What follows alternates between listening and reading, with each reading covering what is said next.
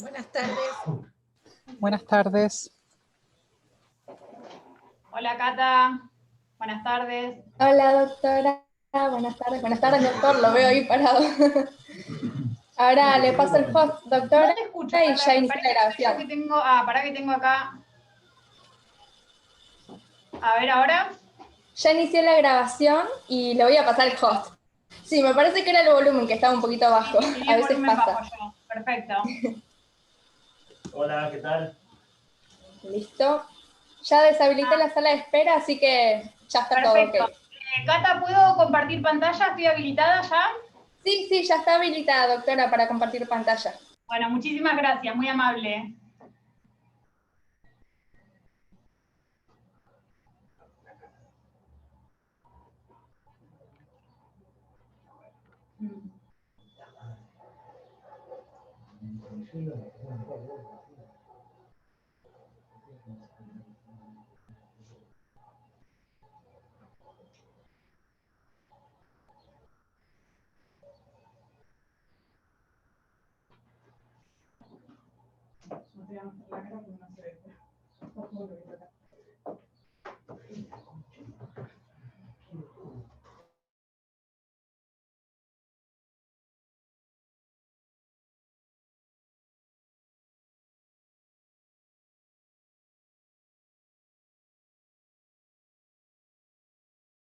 ¿Eso sería unidad 9 ahora? 10. Bien.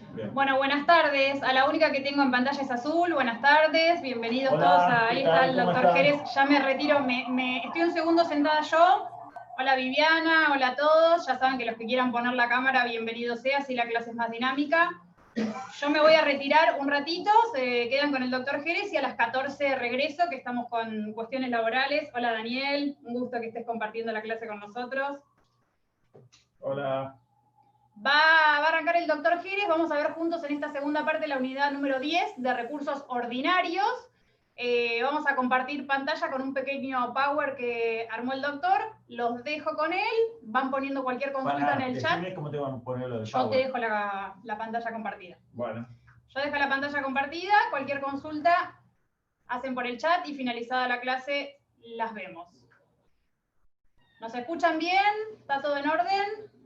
Esa termina pasada. Sí, está bien. ¿Está todo bien? Sí, se escucha bien. Perfecto. Pasame. Con el... ¿Con qué? ¿Con la eso, flechita? Bien, perfecto. Ahí estamos. Listo, perfecto. Bueno, los dejo ahí, en un ratito regreso.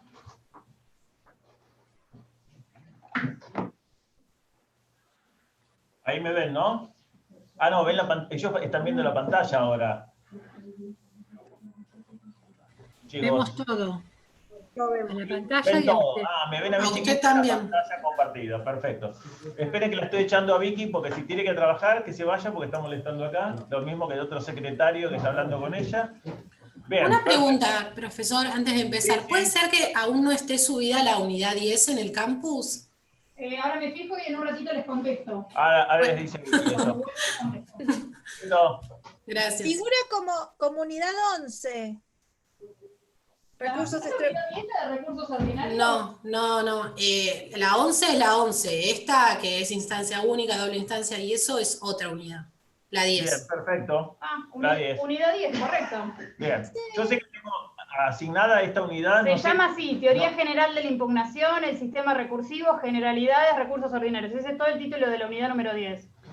No importa con el número con que la encuentren, lo importante es que tengan este contenido del que se refirió Vicky recién, y yo le voy a ir leyendo igualmente cada uno de los puntos del programa para que no le agarren. Lo importante es que sepan que este tema lo arrancamos nosotros.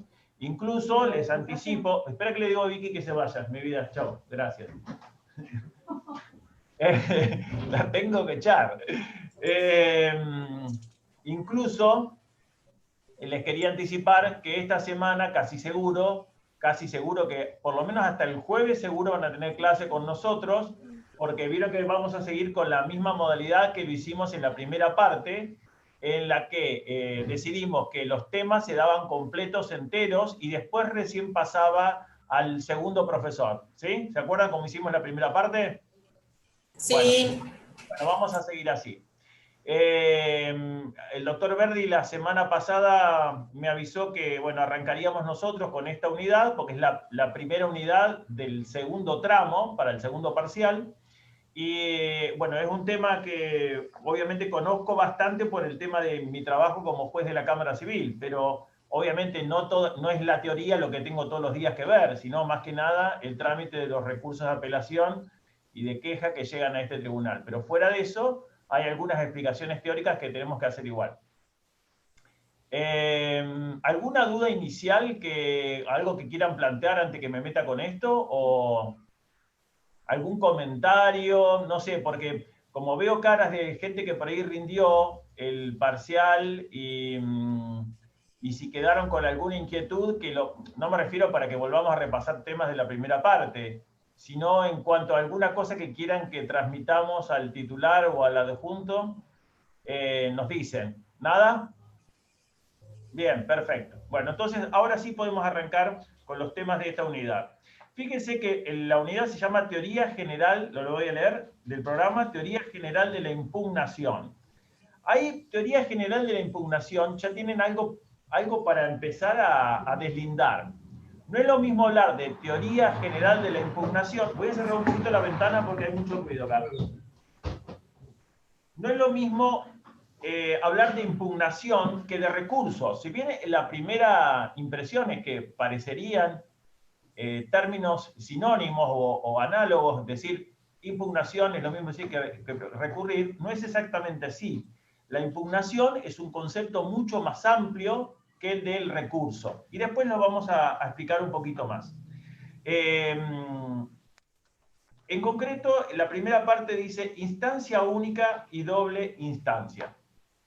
¿A qué se refiere esto? Miren, cuando los legisladores procesales, me refiero cuando en el Congreso de la Nación o para el Código Procesal de la Nación o la legislatura provincial, para el caso del Código de la Provincia de Buenos Aires, se reúnen para dictar un código de procedimiento, ustedes saben que los códigos de procedimiento son leyes, tienen que elegir qué sistema va a tener el código de procedimiento que va a regular el trámite de los juicios.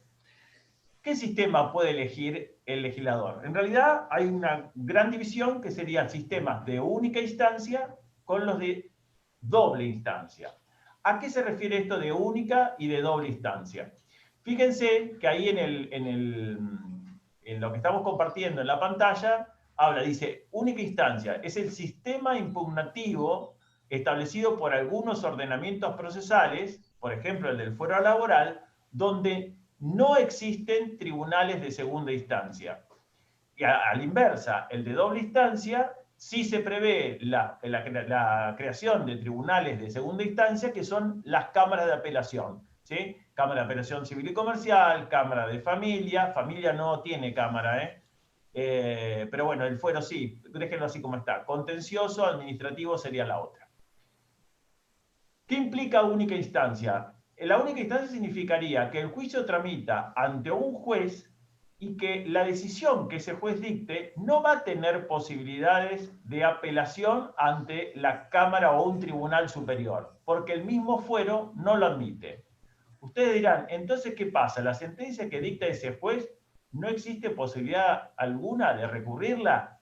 Sí, en un sistema de única instancia puede ser un planteamiento de un recurso, pero no va a ser un recurso ordinario, sino que lo único que está habilitado es un recurso extraordinario a la instancia superior, que no es la Cámara, sino directamente la Suprema Corte de la provincia.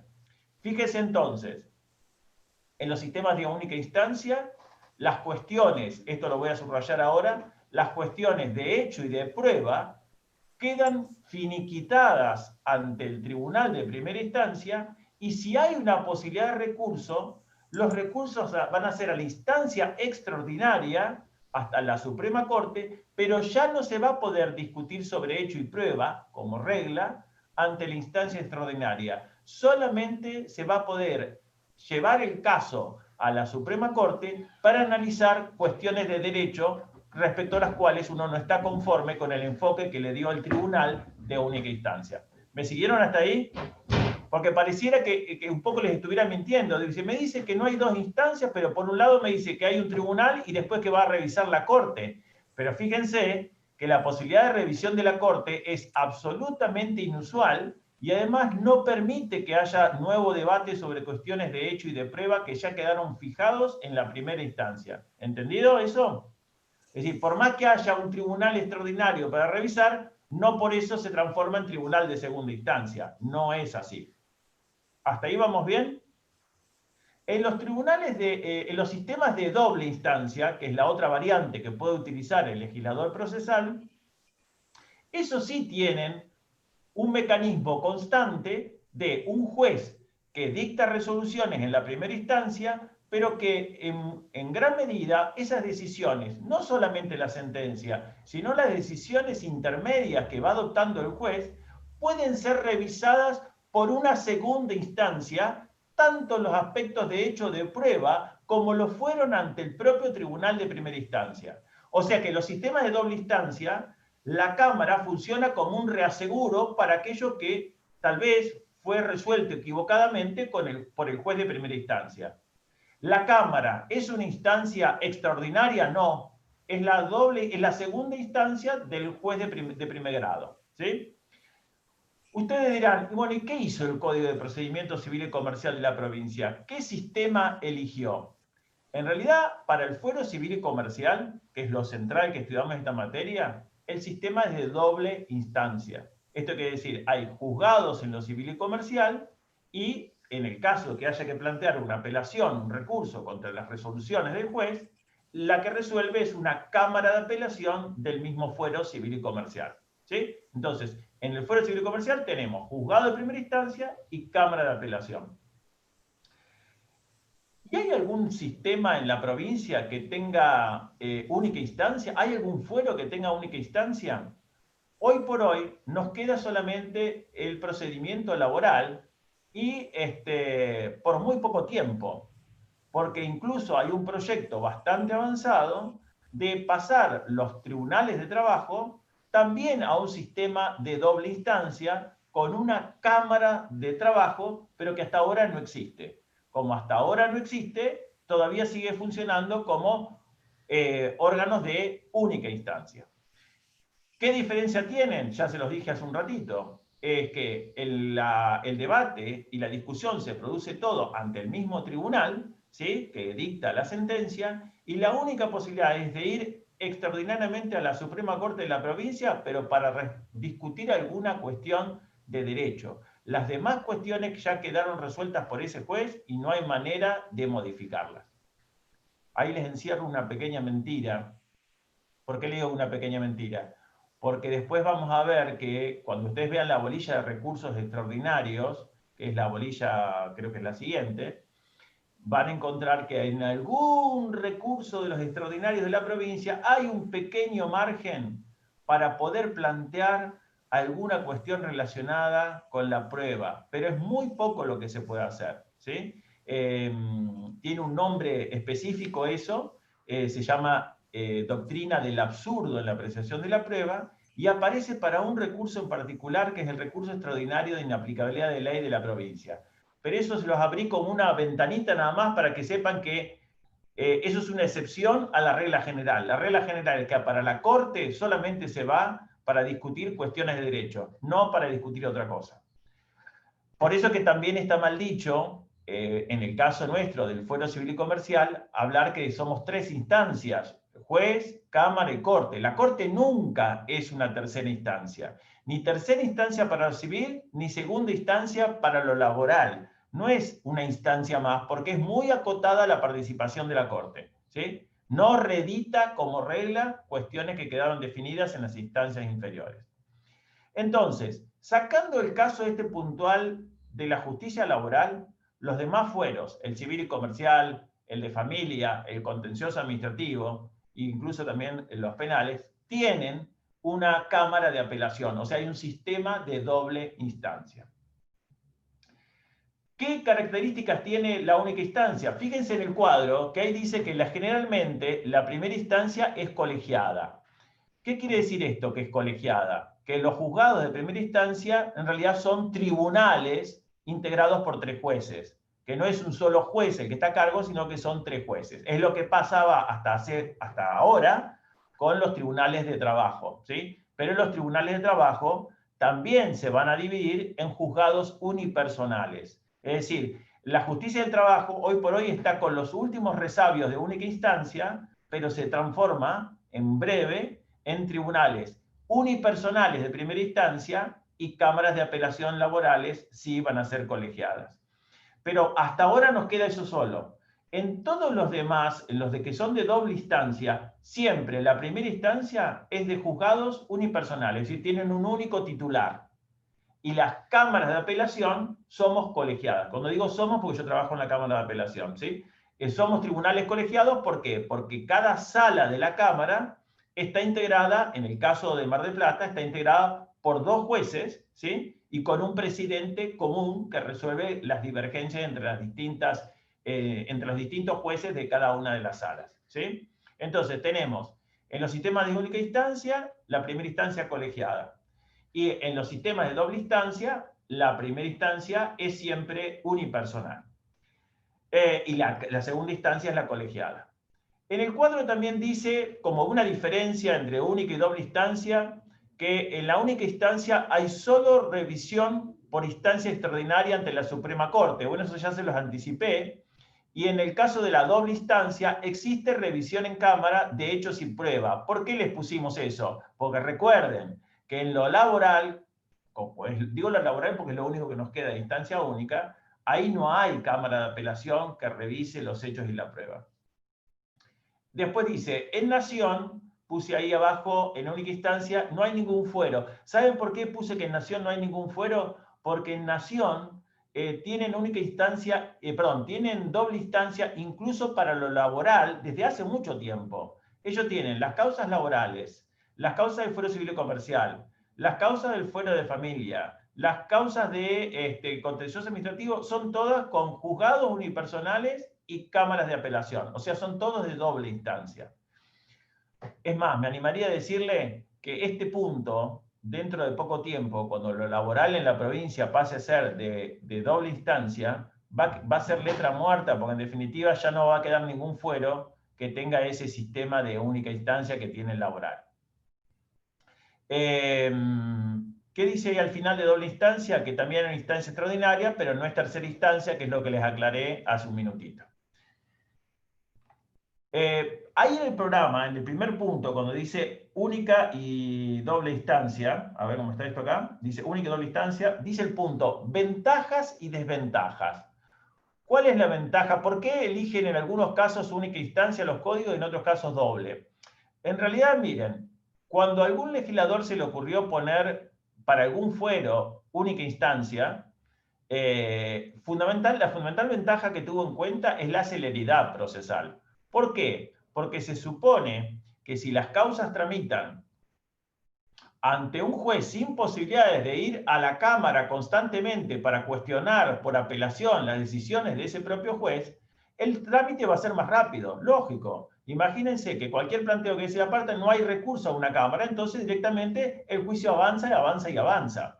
Mientras que nosotros, para que se hagan una idea, cada vez que alguna de las partes plantea una apelación y tiene que venir la causa a la Cámara para revisar la resolución apelada por el juez, todo ese trámite, sin contar el tiempo que nos tomamos los jueces para resolverlo, lleva por lo menos un mes, porque hay que decidir, elevar el expediente a la Cámara, porque hay que radicarlo. Bueno, todo esto se hace electrónicamente ahora, pero lleva un tiempo. Hay que sortear la sala en que va a intervenir, después que se sortea la sala, ahí pasa resolución, los jueces tenemos un tiempo para dictar. En definitiva, no hay, salvo cuestiones extremadamente urgentes, no hay cuestión que en la Cámara lleve menos de un mes para ser resuelta la cuestión. O sea, cada vez que se apela algo, por lo menos tarda un mes en Cámara. Y si son cuestiones muy complejas, por ahí tarda 2 o 3 meses en resolverse una apelación. Entonces, fíjense cuánta ventaja tiene un sistema de única instancia donde están directamente excluidas las apelaciones porque no hay Cámara de apelación. ¿Me siguen hasta ahí? ¿Sí? Bien. Esa es la ventaja de la única instancia, la celeridad. ¿Y cuál es la ventaja de la doble instancia? Ahí dice la seguridad jurídica en el cuadro. ¿Saben por qué les puse ahí seguridad jurídica? Porque se supone que el juez, como cualquier ser humano, ¿es qué cosa? ¿Se puede equivocar o no? Sí. Sí. ¿Y cómo se dice eso? Es falible, ¿verdad? Falible. Es falible. Si los jueces nos equivocamos, entonces, como cualquier ser humano, tiene que existir para los sistemas de doble instancia la posibilidad de una revisión por un tribunal superior que garantice la seguridad jurídica, es decir, que diga, bueno, si hay uno que se equivocó, podemos tener como justiciable la tranquilidad que va a haber un tribunal que revisa. Eso es lo que se muestra como ventaja o como garantía en la doble instancia. ¿Y cuáles son las desventajas recíprocas? Las desventajas recíprocas, bueno, es lo mismo que marcamos como ventaja para uno, es desventaja para el otro. Por ejemplo, en la única instancia, la desventaja es precisamente los posibles errores relacionados con esta cuestión, con esto de que si el juez se equivoca, no hay nadie que lo revise. Y al revés, en el de la doble instancia, que hay posibilidad que se revise, la desventaja es lo que es ventaja en el de única instancia. ¿Por qué? Porque el juicio va a durar más ante las posibles reiteradas apelaciones que planteen las partes durante el desarrollo del juicio. ¿Sí? Incluso me animé a ponerles ahí en el cuadro, y también se corre el riesgo de la utilización de los recursos para dilatar el proceso. Porque imagínense, bueno, esto tal vez es malo que se los diga yo ahora en la facultad, tal vez lo van a aprender solos cuando empiecen a litigar, pero van a ver que muchas veces los abogados dicen, hablan con los clientes y le dicen, mira, no te hagas problema, vamos a ganar tiempo, planteemos un recurso que vaya a la Cámara, con eso ya tenés 2 o 3 meses en lo que podemos pensar que vamos a hacer más adelante. ¿Sí? Esto ya no es para que lo diga yo, pero sé que de hecho pasa, y algún colega también me lo comenta. Me dice, no, mire doctor, yo planteé la apelación porque necesitaba a mi cliente, necesitaba ganar tiempo, porque él con el trabajo de temporada ya recupera y puede pagar la deuda. ¿Sí? Entonces, la desventaja de la doble instancia está en esto, que el proceso va a durar más y que incluso puede ser usado como una herramienta para dilatar el juicio. Por suerte, hoy por hoy estamos en una etapa donde las dilaciones con la elevación de los expedientes de la Cámara está mucho más reducida. ¿Por qué? Primero porque ya ahora no necesitamos los nuevos expedientes, no los viejos, pero los nuevos, no necesitamos que nos envíen un expediente porque esto se hace todo digital. Entonces, los futuros juicios, basta que un juzgado de primera instancia apriete una tecla para erradicar el expediente en la Cámara y al día siguiente ya lo tenemos nosotros para resolver. O sea, la informatización y los sistemas ágiles actuales hacen que esto pueda ser mucho más rápido. Pero bueno, el riesgo de la utilización del recurso como dilación también sigue existiendo. Y además, profe, lo de la oralidad, lo de la nueva oralidad en el sistema, en el fuero civil también da... Exactamente, miren, hay algo que no puse, gracias por el dato, ¿quién habló? Profe, Ayelén. Ayelén, pero como no me figuras acá, por eso te preguntaba quién eras. Bueno, Ayelén, mirá, me olvidé de poner en el cuadro, ahí habría que poner también como una, no en el anterior, perdón, en el anterior, cuando dice única instancia, ahí habría que poner otro punto de diferencia, que los de única instancia, por lo general, ¿sí? Tienen como característica el tema de la oralidad. Por lo general, para compensar el tema de la inseguridad jurídica de que un juez resuelva solo, está el tema de la oralidad para compensarlo porque se supone que por lo menos el juez estuvo presente en las etapas principales del juicio. Es decir, hay una etapa oral donde el juez está presente, más que nada en la etapa de prueba. Si alguno tuvo contacto con algún familiar o amigo que tuvo un juicio laboral y tuvo que ir a una audiencia de prueba en el juicio laboral, habrán visto que el tribunal está sentado para tomar la declaración de los testigos, para tomar las pruebas de absoluciones de posiciones, es decir, hay un contacto. O sea, en los sistemas de única instancia se compensa el riesgo de único juez, o mejor dicho, de tribunal único, ¿sí? Se compensa con oralidad para darle más inmediación al trámite y que exista menos margen de error. A la inversa, en los de doble instancia, por lo general, el sistema es esencialmente escrito. Pero estuvo muy buena la intervención de Ayelén, porque Ayelén dijo, bueno, pero también ahora está también como una buena herramienta de agilidad el protocolo Justicia 2020. Eso dijiste, Ayelén, ¿verdad?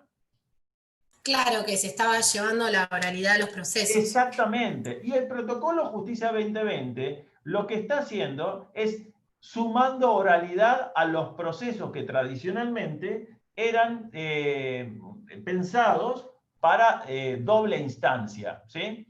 Entonces, ahora ya tampoco hay diferencias en cuanto a oralidad y escritura como ventajas y desventajas de uno u otro procedimiento, de uno u otro sistema. Hoy por hoy, los sistemas que tenemos doble instancia, estamos casi todos con también una incursión en la oralidad que antes no existía, ¿sí? No les estoy diciendo hace un siglo antes, les estoy diciendo 2 años atrás. 2 años atrás no existía. Se arrancó con el protocolo Justicia 2020 en el año, creo que 2018, me parece que fue, o en el 2017, pensando que en el 2020, por eso se llama protocolo 2020, porque se pensaba que en el 2020 iba a salir la reforma al procedimiento civil y comercial, y lo que todavía no está plasmado se iba a plasmar en una reforma. Bueno, eso todavía no se hizo, pero se va a hacer seguramente porque ya todos los juzgados están adheridos a este protocolo. Entonces, queda claro, única y doble instancia. Ustedes me piden, bueno, profe, danos una opinión objetiva. ¿Qué es mejor? Miren, lo mejor siempre es lo que dé mayor celeridad y mayores garantías. Entonces, si combinamos oralidad y una posibilidad de revisión con una cámara de apelación, estamos en un buen sistema, porque tenemos la rapidez que nos da la oralidad y por otro lado, la garantía de seguridad jurídica que nos da la posibilidad de revisión de las decisiones del juez por una cámara de apelación. Yo les diría que tal vez hoy con la oralidad incluida en el fuero civil, es mejor el sistema de doble instancia, pero manteniendo la oralidad en primera. ¿Por qué? Porque la oralidad nos da una herramienta de mucha más agilidad. Ayelén seguramente lo comentó, porque alguno de los profesores habrá dicho que hoy un juicio civil y comercial, desde que arranca hasta la sentencia, en la mayoría de los casos, llega a sentencia en 1 año de juicio. ¿Sí? No sé si Ayelén lo dijo eso a algún profesor. Sí, más también dicen, profe. No, más años sí, pero o más rápido me decís vos. No, más años. No, más años siempre fue, a lo que me refiero, que la oralidad lo que tiene como ventaja es que achicó los tiempos de juicio. Sí, lo dijo un profesor con la estadística y fue, pero creo que a más de la mitad, sí, lapidario, sí.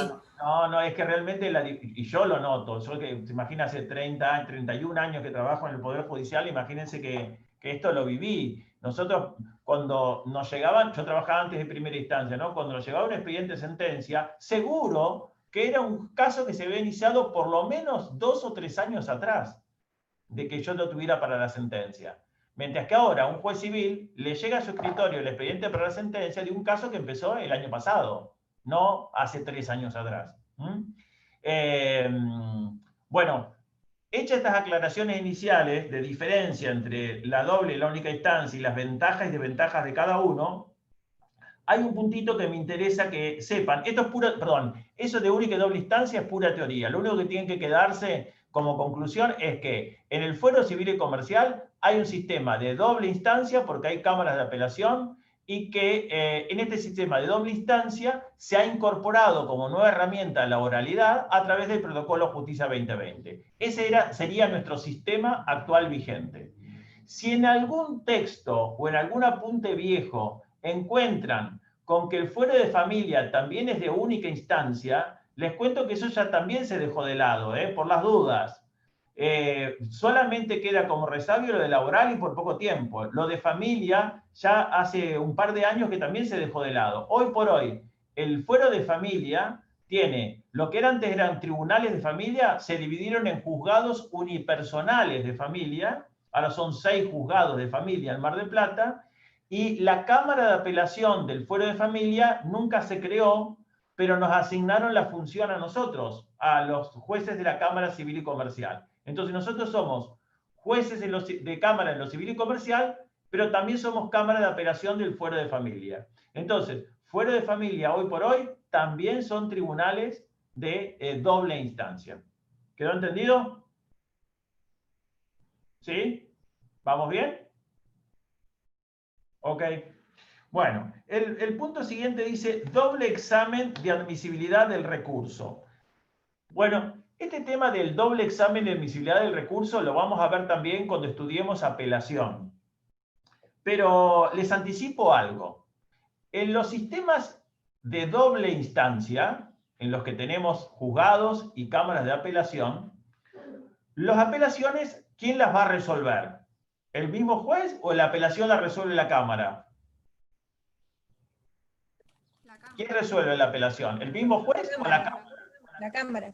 La cámara. Entonces, ¿por qué nos habla de doble examen de admisibilidad del recurso? En realidad, es una especie de estrategia, ¿cómo les puedo decir?, de conveniencia práctica que utilizó el legislador para desdoblar, pese a que el recurso va a ser resuelto por la Cámara, se desdobló, por un lado, la admisibilidad formal del recurso, que la hace el juez de primera instancia, y después la admisibilidad sustancial del recurso la hace la Cámara de Apelación.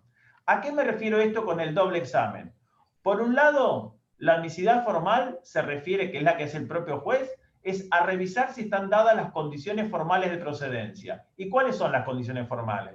Que el recurso esté interpuesto en término, ¿sí?, y que sea una resolución que el propio código establezca que es posible de apelar, ¿sí?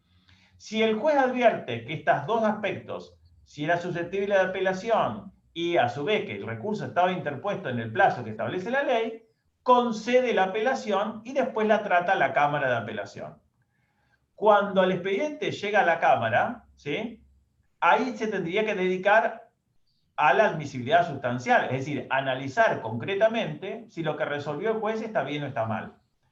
Pero, como la Cámara es el verdadero destinatario final de esta apelación, tiene facultades para volver a revisar la admisibilidad formal que ya hizo el juez de primera instancia.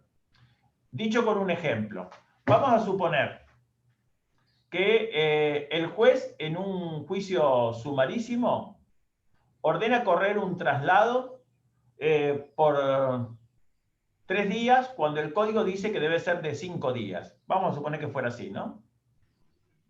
Y la parte afectada, porque le dan un tiempo más breve, apela esa decisión. Y el juez de primera instancia concede la apelación para que la Cámara revise si va 3 o 5 días.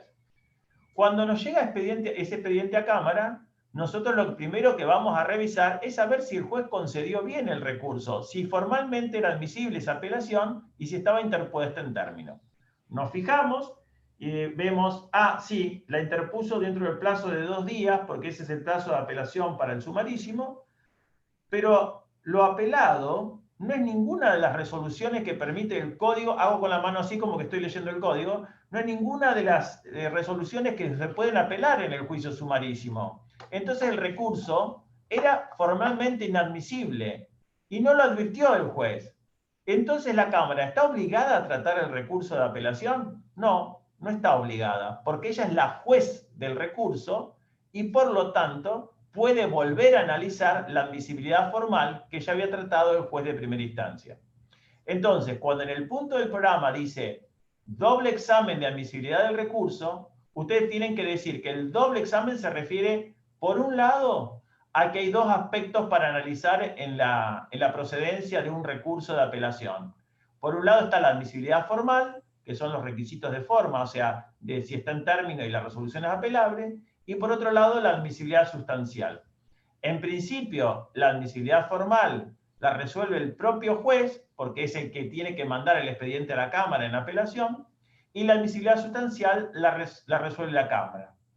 Pero la Cámara, al recibir el expediente, puede volver a analizar también la admisibilidad formal que hizo el juez. ¿Qué hacemos en la Cámara si nos damos cuenta que estaba mal concedido? Directamente dictamos una resolución que decimos, más allá de que el juez lo concedió, el recurso es formalmente inadmisible y por eso lo denegamos y vuelve a primera instancia.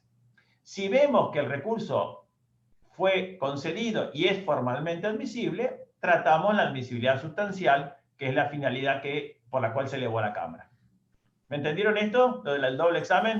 O sea que es un doble examen, por la forma y por la sustancia, y por el juez de primera instancia y por el juez de segunda instancia. Exactamente, si lo querés llamar así, está bien también, un doble estaría también una expresión válida. ¿Por qué doble? Porque hay dos aspectos para revisar, que es la admisibilidad formal y la admisibilidad sustancial, y además de los aspectos, también tenemos que en uno de los aspectos estos, que es la admisibilidad formal, es revisada dos veces, una por el propio juez al conceder el recurso y otra vez por la propia Cámara cuando recibe el recurso ante la propia sede. ¿Sí? ¿Quedó entendido? Sí, perfecto. Y por no se preocupen porque esto lo vamos a volver a ver cuando analicemos apelación. Bueno, después de esto del doble examen, dice acá, recursos y remedios, concepto, fundamento, después viene la clasificación. Bueno, esto de recursos y remedios también es pura teoría, porque ustedes en el Código de Procedimientos van a encontrar solamente un capítulo de recursos, no van a ver ningún título que diga, estos son los remedios y a esto se llama recurso. No, es más que nada de la teoría, no están los códigos de procedimiento. En los códigos de procedimiento, si habla de alguna posibilidad de cuestionar la decisión, siempre va a usar la palabra recurso, no usa la palabra remedio.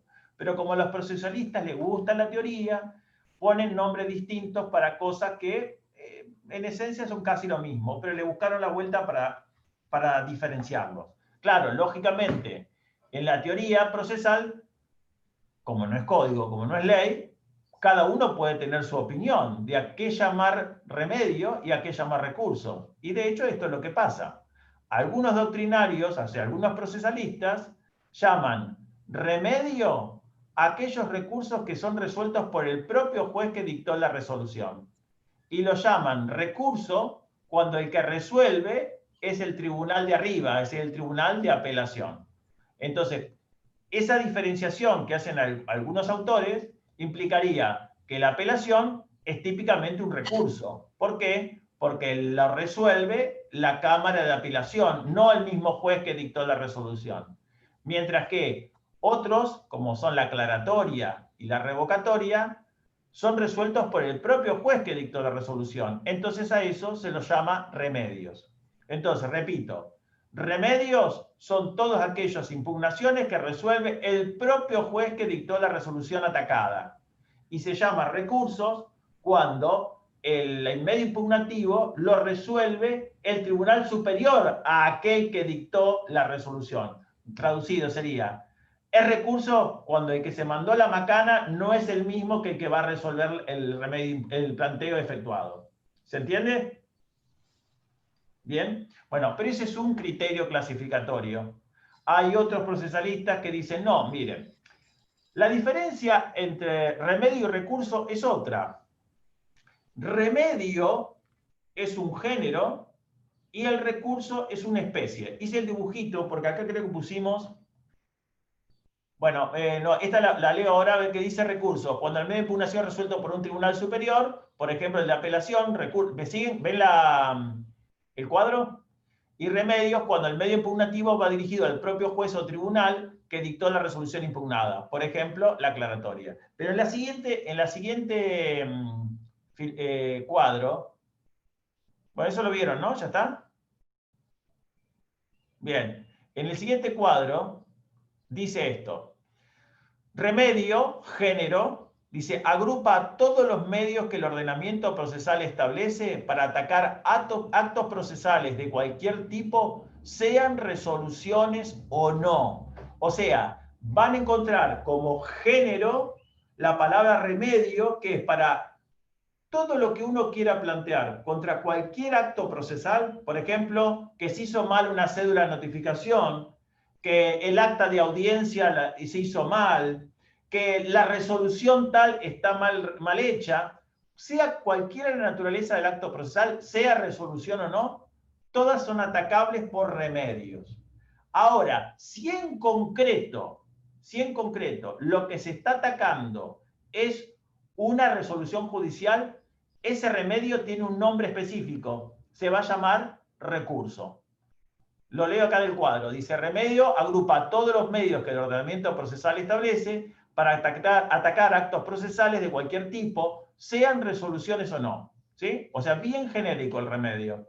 Y el recurso es la especie que agrupa exclusivamente los remedios por medio de los cuales se ataca un tipo específico de acto procesal, las resoluciones judiciales. Ustedes vieron clasificación de los actos procesales, pero me parece que no está más en el programa esto, o lo vieron en la teoría general del proceso.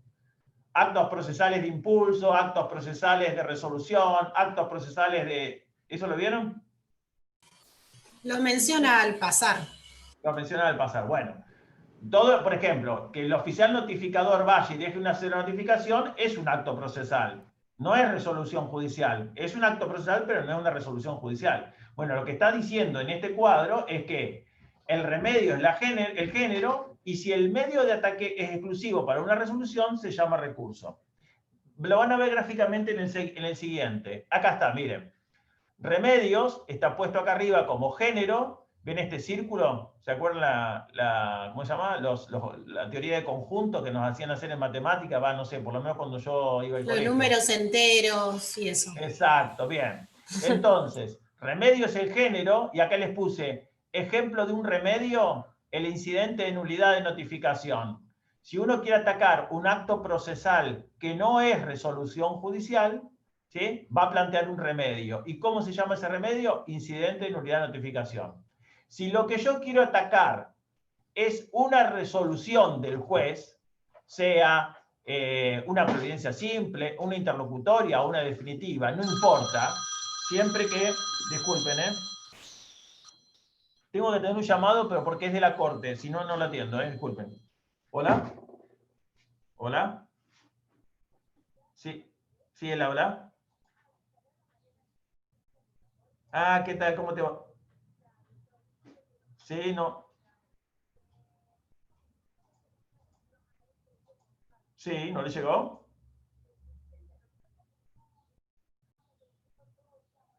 Bueno. Sí, ¿me decís tu correo cuál es? Licencias. Sí. Sí. Sí. Para arroba JU. JUB con B larga ahí, sí. Ah, JUS. Bien, JUS, Buenos Aires. Sí. .gov.ar. Bien, perfecto. Sabes que estoy en una clase virtual, así que mañana a la mañana te lo mando a primera hora, ¿puede ser? Bueno, muchas gracias, Chao, chao, hasta luego. Chao, chao. Disculpen, chicos, disculpen, ¿Volvemos? ¿Me escuchan? ¿Qué pasó? Sí. Bueno, bien. Sí, se escucha. Entonces, tuve que tener un llamado de La Plata y por eso... Entonces, estaba, y le decía, entonces, si lo que yo quiero atacar es un acto procesal en general, hablamos de remedios. Si lo que quiero atacar es específicamente una resolución del juez, va por recurso, ¿sí? El recurso es una subespecie dentro del género remedios. ¿Me siguieron hasta ahí? ¿Sí? Bien, perfecto. Después el programa dice clasificación. Ahí viene el siguiente cuadro. El siguiente cuadro, clasificación de los recursos. Ya volví, buenas tardes. ¿cómo Acá van? volvió Vicky. Clasificación de los recursos. Mirá qué contentas se ponen todas cuando yo llego. Sí. ¿Viste aburrido? ¿Solo? Por supuesto. Te matan todas de risa. Perdón, continuemos. Vamos a la clasificación de los recursos. Bueno, el legislador procesal tuvo que elegir a ver qué medio impugnativo iba a dedicar para cada tipo de resolución o para cada tipo de trámite que se haya hecho en el expediente. Esto significa que va a haber recursos ordinarios por un lado y extraordinarios por otros.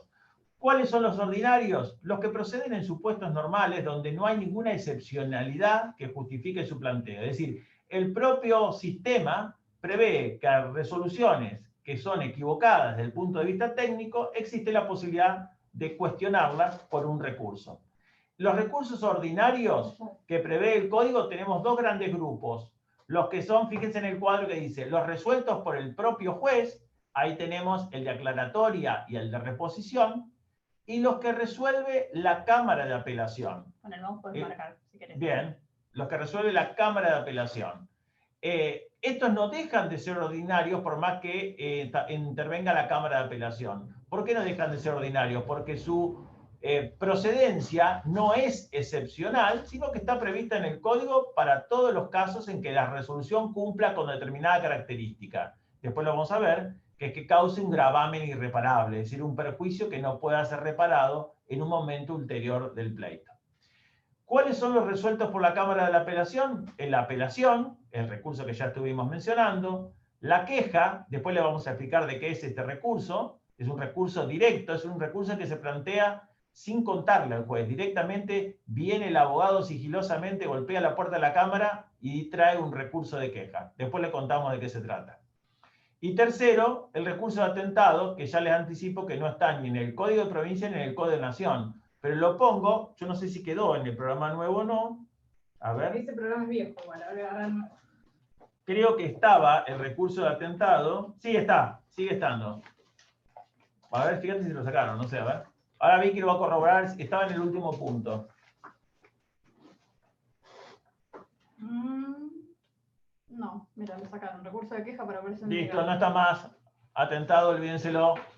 No está más en el programa. Antes lo ponían como una nota porque en algunos códigos procesales provinciales está regulado, como el Código de Tucumán, está regulado este recurso. Bueno, ahora no está más en el programa, así que ya está, listo. Si quieren reducir esta parte a decir apelación y queja, está bien, listo. Después están... Seba, ¿tenés que decir algo? No, bien. Extraordinarios.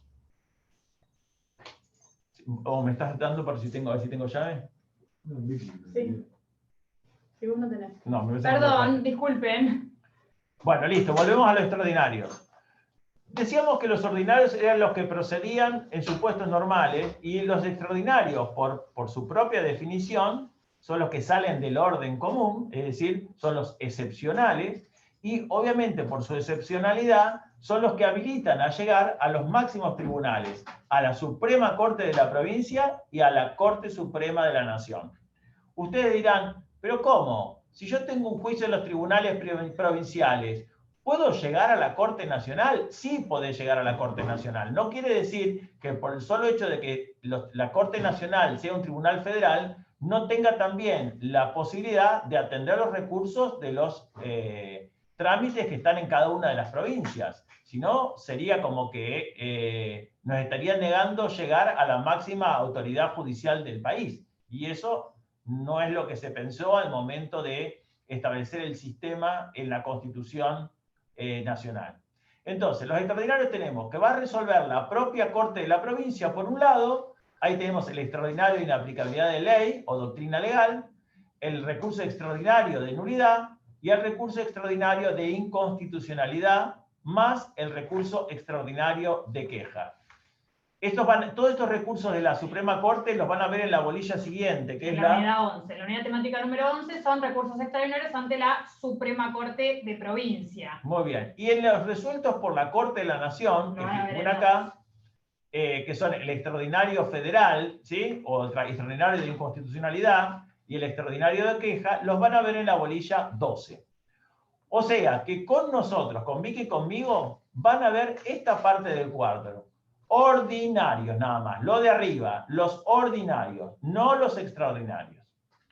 Después de la clasificación, dice ahí diferencias, se refiere entre ordinarios y extraordinarios. La diferencia ya se las dije. Los ordinarios son los que proceden en supuestos normales, no requieren ningún carácter excepcional, y tampoco los extraordinarios tienen por característica, en los ordinarios, alguna exigencia monetaria, como sería alguna especie de depósito o algo así.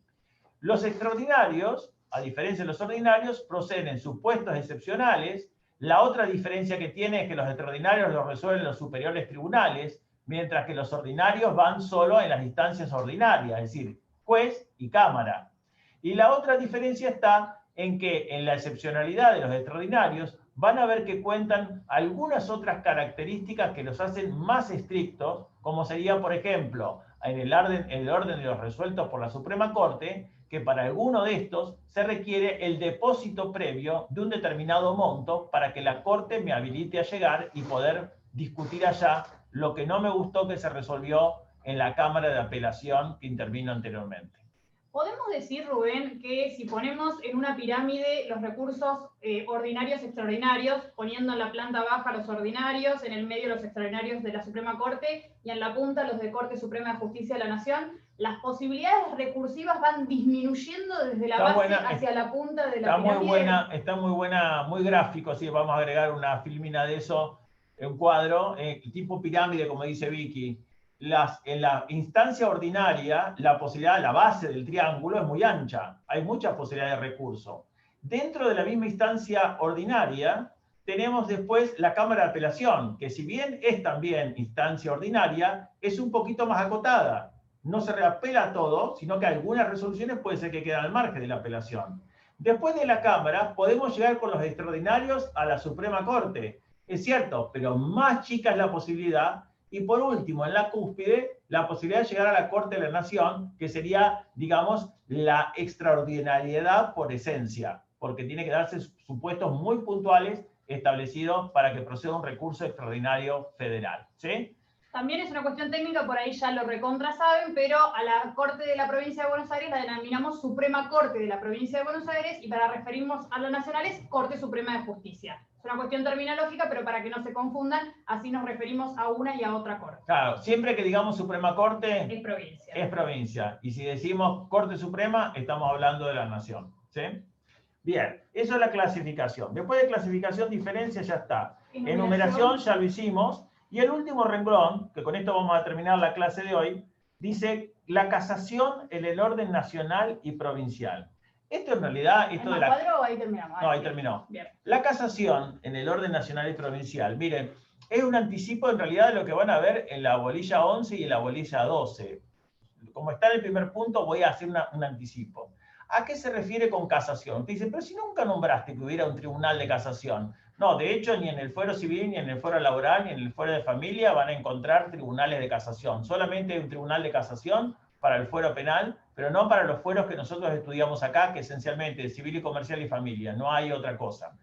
Pero, ¿a qué se refiere la palabra casación? En realidad la palabra casación es una palabra de origen francés y que, yo no sé francés, pero que dice, creo que hay una expresión muy similar a casar, que significaría anular para los franceses, y que por eso se habla de casación como sinónimo de anulación.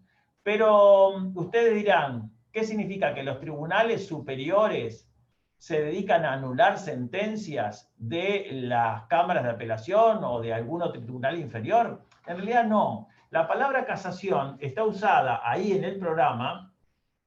La palabra casación está usada en el programa más que nada para identificar, escuchen esto, para identificar qué tipo de revisión va a hacer el Tribunal Superior.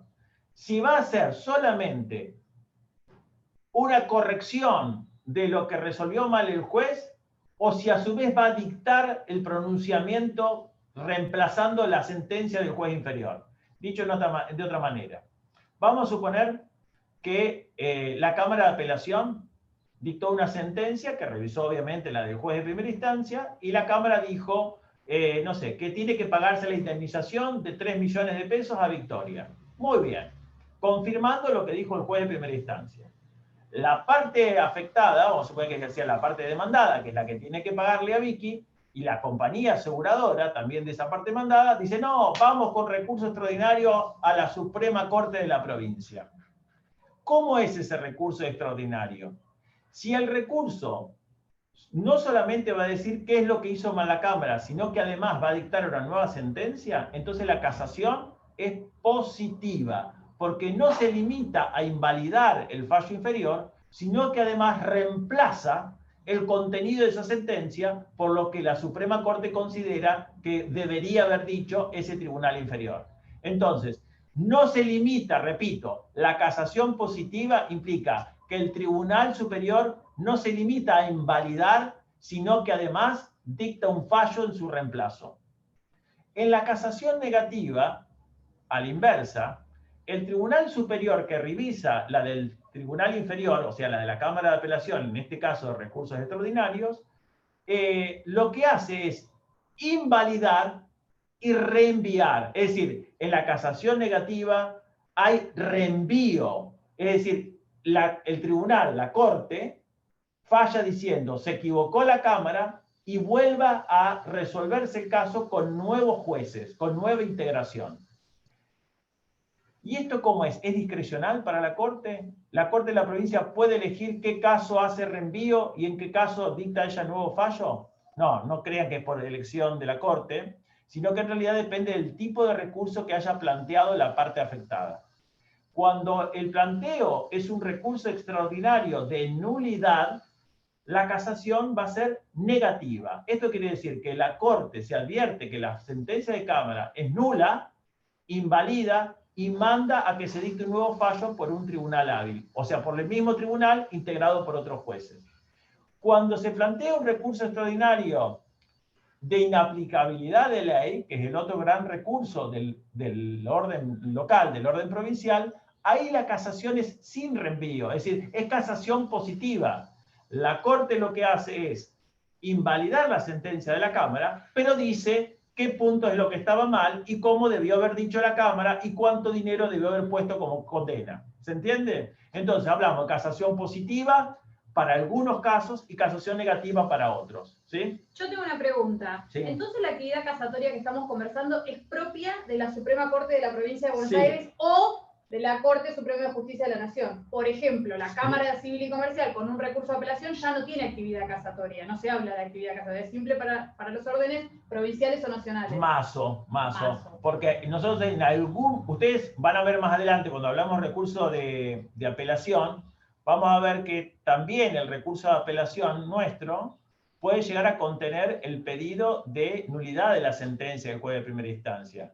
Y si bien en el 99% de los casos los jueces de la Cámara hacemos casación sin reenvío para esto, quiere decir que si consideramos que la sentencia está mal, dictamos el nuevo pronunciamiento, cuando viene un pedido de nulidad, si advertimos que esa nulidad no es subsanable por la propia Cámara, hacemos un reenvío, invalidamos la sentencia del juez y lo reenviamos para que se dicte un nuevo pronunciamiento. Pero es muy excepcional. Casi siempre es como dijo Vicky, cuando hablamos de casación, estamos hablando de los tribunales de arriba, de la Suprema Corte o de la Corte Nacional. Con respecto, eso es la casación provincial, pero dice ahí también la casación en el orden nacional. La casación en el orden nacional, van a ver que la Corte Suprema Nacional también tiene algunos casos en los que hace reenvío. Son los menos, pero la mayoría va a ser de casación positiva, es decir, dicta el nuevo pronunciamiento. ¿Sí? Esto todo, chicos, es pura teoría. Si ustedes me dicen, Rubén, ¿nos van a tomar algo de esto en el parcial? Yo no creo que ningún profesor repare mucho en... les sirve a ustedes como introducción, pero no va a reparar mucho un profesor en decirle, mira, no te acordaste bien la diferencia entre casación del orden nacional y provincial. No. En todo caso, para desaprobarlos con algo de tribunales superiores, tienen la bolilla 11 y la bolilla 12. Perdón, la bolilla sí, la 11 y la 12. Así que no se preocupen por este primer puntito, es solamente de aproximación y para que vean que primero para desmitificar algunas cosas. Por para ejemplo, aclarar conceptos también sirve mucho, es muy sí, importante la parte conceptual de este punto para lo que vamos a ver, lo que sigue, todos los demás puntitos. Pero vieron que también es todo relativo, porque si ellos diferencian recursos y remedios, van a ver que en la práctica, en el código, todo aparece con el nombre recurso, no existe la palabra remedio en el código, ¿sí? Es más que nada pura teoría y poco de práctica. Sí, por ahí lo que les puede servir mucho, más que nada, no tanto para el examen, sino después como abogados, es diferenciar que todo acto procesal, sea de los que dicta el juez, o sea, las resoluciones, o sea, actos procesales que no son con participación del juez. Por ejemplo, un acta hecha por el secretario, una notificación hecha por un oficial notificador, un remate llevado a cabo por un martillero judicial. Todos los actos procesales son susceptibles de impugnación, o sea, de cuestionamiento. La única cosa que se tiene que acordar es que si lo que van a atacar es un acto procesal de los que se llama resoluciones judiciales, eso sí o sí van por recurso. Para los otros, los que no son resoluciones judiciales, habrá otro medio de impugnación, como vimos como ejemplo el incidente de nulidad de la notificación, ¿sí? Pero todos tienen su mecanismo de cuestionamiento, aunque no se llame recurso. ¿Quedó entendido esto? ¿Sí? Bien. Nosotros mañana ya vamos a arrancar con Vicky con el recurso de aclaratoria. ¿Vos mañana tenés lo que hay o no? Sí. Bueno, Sí, mañana vamos a ver mañana con Vicky. vengo horario y me quedo toda la clase. Bien. No, pero horario, perdón, alguna aclaración. Ah, sí, es. El horario, mañana vamos a empezar, y toda esta semana que estamos Vicky y yo, vamos a empezar a las 13:30, no a las 13:15. Porque nosotros estamos robando un poquito del horario judicial. Porque nosotros arrancamos, ustedes saben que nosotros trabajamos hasta las 2 de la tarde, ¿sí? Estamos usando la instalación del Poder Judicial para algo que no es eso, sino para la facultad. Entonces, le pedí autorización al adjunto y me dijo, mirá, ningún problema, empezala a la 1:30, pero el primer día avisales que al día siguiente se juntan a la 1:30. Entonces, toda esta semana nos vamos a juntar a la 1:30. ¿Quedamos así? Uy, perdón. Perdón, voy a mirar en el chat. El doctor Verdi nos explicó cómo acelerar los procesos, no sé qué habrán estado charlando, Sí. y tengo que entrar a una reunión, se fue a Yelén, no hay problema, fantástico. Perfecto. Que nos miran después. Aprovechen que somos pocos, quedamos poquitos, así que aprovechen.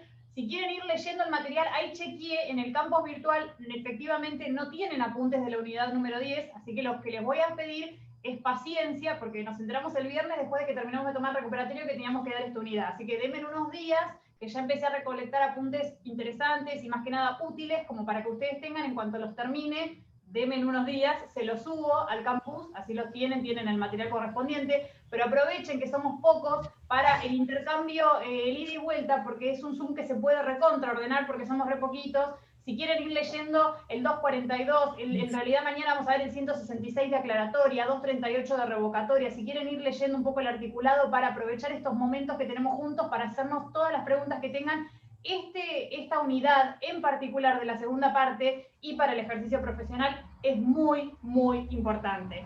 Así que aprovechen, aparte el doctor es un especialista en el tema, aprovechenlo y hagan todos los cuestionamientos que quieran.